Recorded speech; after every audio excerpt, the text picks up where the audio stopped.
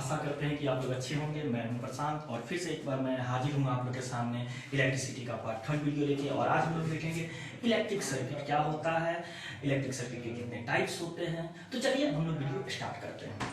पिछले क्लास में हम लोगों ने देखा कि इलेक्ट्रिक करंट क्या होता है, इलेक्ट्रिक करंट की उत्पत्ति का क्या वजह है। तो इलेक्ट्रिक करंट की उत्पत्ति का वजह था पोटेंशियल डिफरेंस। पोटेंशियल डिफरेंस जब तक दो पॉइंट के बीच में जब तक पोटेंशियल में डिफरेंस नहीं होगा तब तक आपको इलेक्ट्रिक करंट फ्लो नहीं होगा।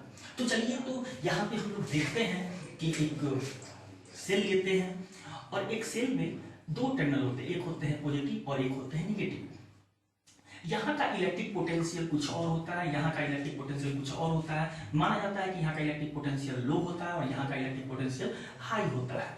अब बात यहाँ पर यह है कि यहाँ से चार्ज इस तरफ इस टर्मिनल तक कैसे पहुंचेगा।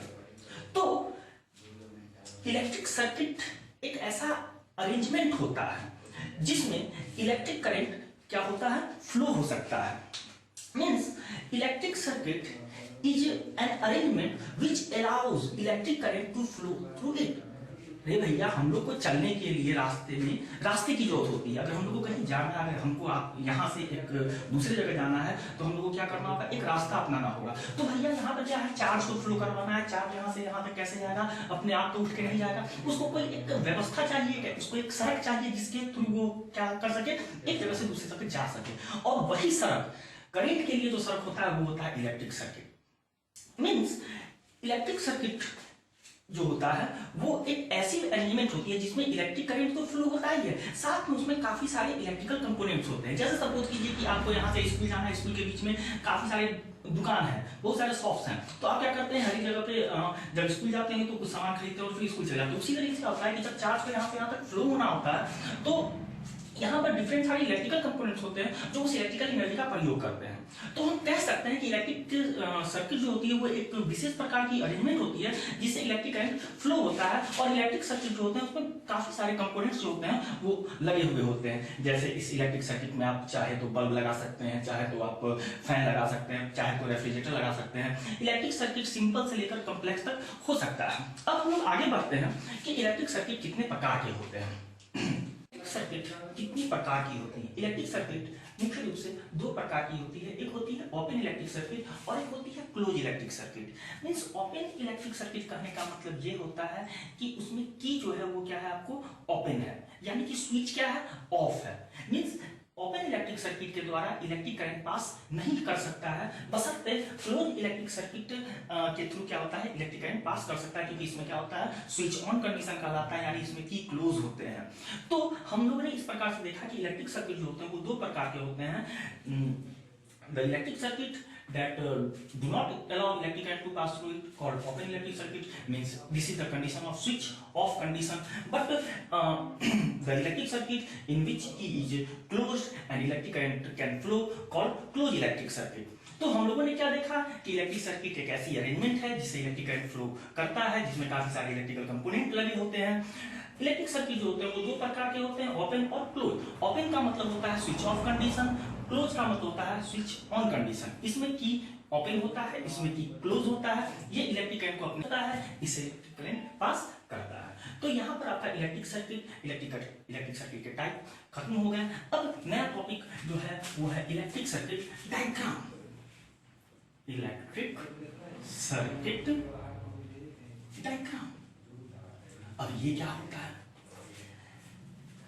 जैसा कि हम पहले बता चुके हैं कि इलेक्ट्रिक सर्किट जो होता है वो सिंपल से कॉम्प्लेक्स तक हो सकता है। आप एक ऐसा इलेक्ट्रिक सर्किट लेते हो जो सिंपल इलेक्ट्रिक सर्किट होता है, उसमें क्या करते हैं, एक सेल लेते हो, कनेक्टिंग वायर लेते हो, एक बल्ब लेते हो और एक स्विच लेते हो, हो गया तुम्हारा सिंपल इलेक्ट्रिक सर्किट। लेकिन जो कॉम्प्लेक्स, जैसे हम लोग के घरों में जो वायरिंग होती है वो कॉम्प्लेक्स इलेक्ट्रिक सर्किट है। जो बड़े बड़े कंपनी, बड़े बड़े फैक्ट्री में जो इलेक्ट्रिकल वायरिंग होती है वहां पे क्या होता है, काफी कॉम्प्लेक्स जो होते हैं वो इलेक्ट्रिक सर्किट होते हैं। तो ये पॉसिबल नहीं होता है कि हम एक्जैक्ट फिगर के साथ, इलेक्ट्रिकल कंपोनेंट के एक्जैक्ट फिगर के साथ हम इलेक्ट्रिक सर्किट बनाएं। तो इलेक्ट्रिक सर्किट को कॉपी पर रिप्रेजेंट करने के लिए हम लोग क्या करते हैं, डायग्राम का निर्माण करते हैं, डायग्राम बनाते हैं जिससे हम इलेक्ट्रिक सर्किट को समझ सके और किसी के सामने रिप्रेजेंट करें। तो हम लोग कह सकते हैं कि इलेक्ट्रिक सर्किट डायग्राम क्या होता है, तो it is a drawing. What is this? This is a drying of electric circuit in which electrical components are represented in symbolic form. Means the drawing of electric circuit, by using symbols of electrical components called electric circuit diagram. तो हम ये बता रहे हैं कि electric circuit एक arrangement है जिससे इलेक्ट्रिक करंट फ्लो होता है। इलेक्ट्रिक सर्किट दो प्रकार के होते हैं, एक जिससे इलेक्ट्रिक करंट पास न करे और एक जो इलेक्ट्रिक करंट को अपने पास होने देता है। अब आता है कि इलेक्ट्रिक सर्किट को हम लोग कॉपी पर दिखाएंगे कैसे, शो कैसे करेंगे, तो ड्राइंग के थ्रू। तो ड्राइंग कैसे करना है, तो इलेक्ट्रिक सर्किट का ड्राइंग करना है बट इलेक्ट्रिकल कंपोनेंट के सिंबल का प्रयोग करके, ताकि फिगर काफी आसानी से समझ आ सके। तो ये होता है इलेक्ट्रिक सर्किट डायग्राम। ये एक हम सिंपल सर्किट बनाए हैं जिसमें हमने एक सोर्स ऑफ इलेक्ट्रिकल एनर्जी जो सेल दिया है, इसका पॉजिटिव टर्मिनल और ये नेगेटिव टर्मिनल है, कनेक्टिंग वायर का प्रयोग किया है। यहाँ पे हमने स्विच दिया है, यहाँ पर हमने एक बल्ब लगाया है, यहाँ पे हमने वोल्ट मीटर अरेंज किया है। पहले की वीडियो में हमने बता चुका है कि वोल्ट मीटर को सर्किट से किस प्रकार से अरेंज किया जाता है, तो पैरेलल मैनर में। और फिर हमने क्या किया है, एमीटर लगाया है करंट के रीडिंग के लिए। वोल्ट मीटर किसके लिए होता है, पोटेंशियल डिफरेंस या वोल्टेज रीडिंग के लिए। तो हमने क्या बोला कि इलेक्ट्रिक सर्किट डायग्राम क्या होता है, तो electric circuit diagram is a drawing in which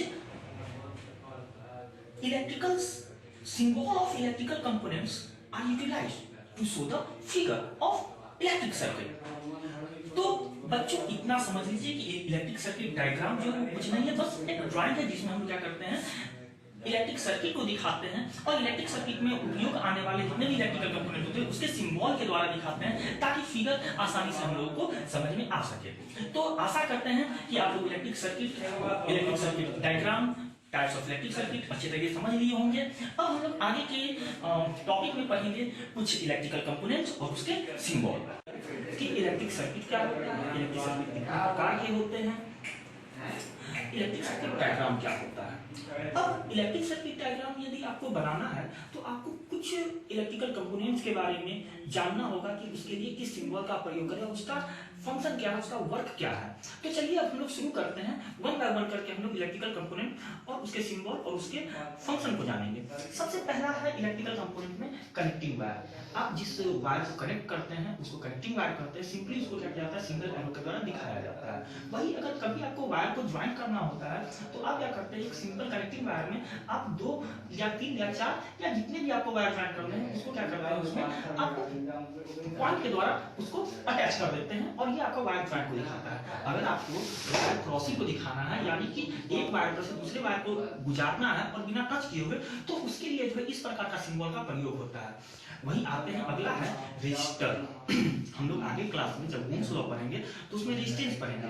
resistance वाकई में आपको एक प्रॉपर्टी है, लेकिन जो रेजिस्टेंस प्रोवाइड करता है उसको कहते हैं रेजिस्टर। रेजिस्टर का सिंबल जो है वो इस प्रकार का होता है। वही हम लोग को किसी सर्किट में वेरिएबल रेजिस्टेंस की जरूरत होती है। इलेक्ट्रिक करंट के अमाउंट को रेगुलेट करने के लिए, उसको मेंटेन करने के लिए हम लोग क्या करते हैं, वेरिएबल रेजिस्टर का प्रयोग करते हैं। मींस रेजिस्टर जो है वो कांस्टेंट रेजिस्टेंस प्रोवाइड करता है, वहीं वेरिएबल रेजिस्टेंस जो है वो डिफरेंट अमाउंट में रेजिस्टेंस जो है वो प्रोवाइड करता है। अब आते हैं सेल क्या होता है, इलेक्ट्रिकल सोर्स का एनर्जी। इसको हम क्या करते हैं, इसको जो है सिंपली इस प्रकार से आपको डिनोट करते हैं। वही बैटरी होता है वो क्या होता है, ग्रुप ऑफ सेल कहलाता है, जिसको डिनोट इस प्रकार से होता है। वहीं हम लोग ओपन स्विच और क्लोज स्विच की बात करें, स्विच क्या करता है, सर्किट को क्लोज या ओपन करता है। तो ओपन स्विच का सिंबल इस प्रकार से दिखाते हैं, क्लोज स्विच का आपको इस प्रकार से होता है। अब आगे बढ़ते हैं, गैल्वेनोमीटर बहुत ही कम अमाउंट में, जिस सर्किट से बहुत ही कम अमाउंट में इलेक्ट्रिक करंट फ्लो कर रहा होता है या फिर इलेक्ट्रिक करंट को डिटेक्ट यदि करना होता है तो हम लोग गैल्वेनोमीटर का इस्तेमाल करते हैं। और गैल्वेनोमीटर में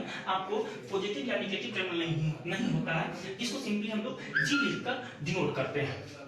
वही आता है एम्पियर मीटर या एमीटर। एमीटर जो है वहीं पर लार्ज अमाउंट ऑफ करंट को मेजर करने के उपयोग होता है और इसमें पॉजिटिव और नेगेटिव टर्मिनल होते हैं। जनरली पॉजिटिव को पॉजिटिव से अटैच किया जाता है और नेगेटिव को सेल के नेगेटिव टर्मिनल से अटैच किया जाता है। वोल्ट मीटर के बारे में बात करें तो वोल्ट मीटर जो है वो वोल्टेज को मेजर करता है या फिर पोटेंशियल डिफरेंस को मेजर करता है, जिसको हम सिंपली, इसमें भी 2 टर्मिनल होते हैं, इसको पैरेलल मैनर में लगाया जाता है। इसमें आपको पॉजिटिव और नेगेटिव टर्मिनल को क्रमशः आपको सेल के जो है पॉजिटिव और नेगेटिव टर्मिनल से अटैच किया जाता है। इलेक्ट्रिक बल्ब का सिंबल ऐसा होता है, इलेक्ट्रिक बेल का सिंबल ऐसा होता है। अब आते हैं आगे फ्यूज। फ्यूज क्या है? एक प्रकार का सेफ्टी डिवाइस है। यदि कभी कभार अगर इलेक्ट्रिक सर्किट में अगर करंट की मात्रा अगर हमसे ज्यादा बढ़ जाती है तो फ्यूज क्या करता है? इलेक्ट्रिकल कंपोनेंट को सुरक्षित रखता है और अपने आप को क्या करता है? ब्रेक कर देता है। ये जो है आपको जनरली लीड और टीन के एलॉय से बनाया जाता है और इसका सिंबल जो है वो इस प्रकार का होता है।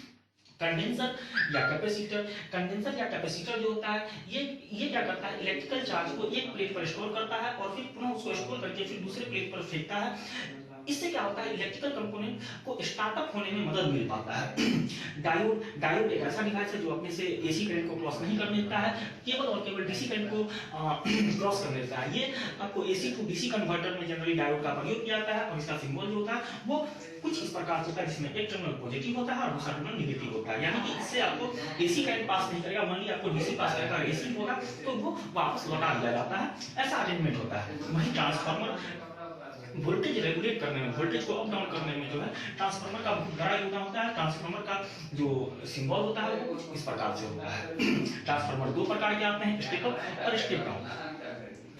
तो आशा करते हैं कि आप लोग इलेक्ट्रिक सर्किट के टाइप, इलेक्ट्रिक सर्किट डायग्राम और इलेक्ट्रिक सर्किट डायग्राम बनाते समय जो इलेक्ट्रिकल कंपोनेंट की आवश्यकता होती है और उनके सिंबल की जो आवश्यकता होती है वो सारे आप लोग अच्छे तरीके से समझ गए होंगे। अब अगले वीडियो में हम लोग ओम्स लॉ के बारे में जानेंगे और वोल्टेज और करंट में किस प्रकार की डिपेंडेंसी होती है उसको जानेंगे। तो चलिए इसको आप लोग नोट डाउन कर लीजिए।